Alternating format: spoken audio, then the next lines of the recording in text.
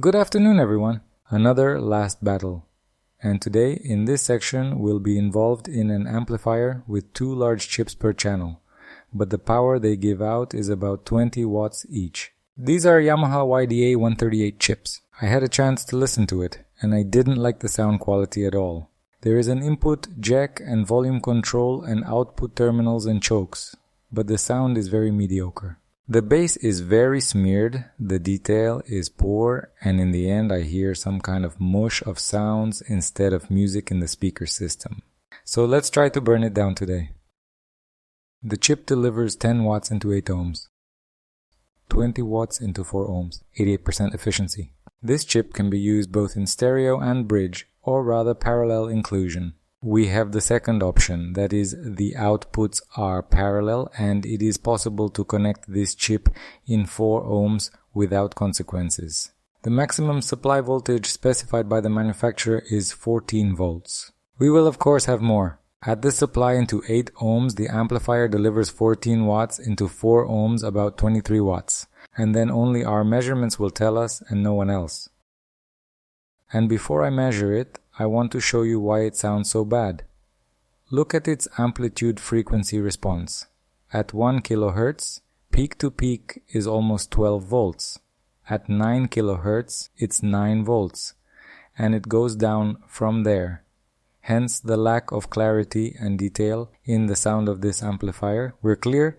Let's move on to the measurements. Power supply is 12 volts. The output is 6.7 volts of pure signal. And that's 11 watts of output power. Which is strange, because the datasheet says 20 watts, which is twice as much. It feels like the amp is running in stereo mode, not parallel. I won't switch it off. Let's see how long the amplifier can work before the temperature protection is triggered, if of course it is present here.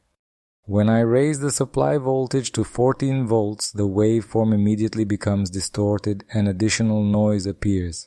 Now the output power is 14.5 watts. That's very low. After 9 minutes the amplifier still works, it does not go into protection. We can apply a higher voltage and see what happens. 16 volts. 20 volts and the defense is triggered. I guess switching off the power. Switching the power back on. The chip is out of protection. 19 volts and the protection kicks in. So the maximum operating voltage is 18 volts. And now the over temperature protection kicks in.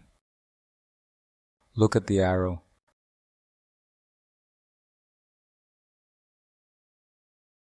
The chips are hot, but the water is not boiling on them, so the temperature is below 100 degrees centigrade.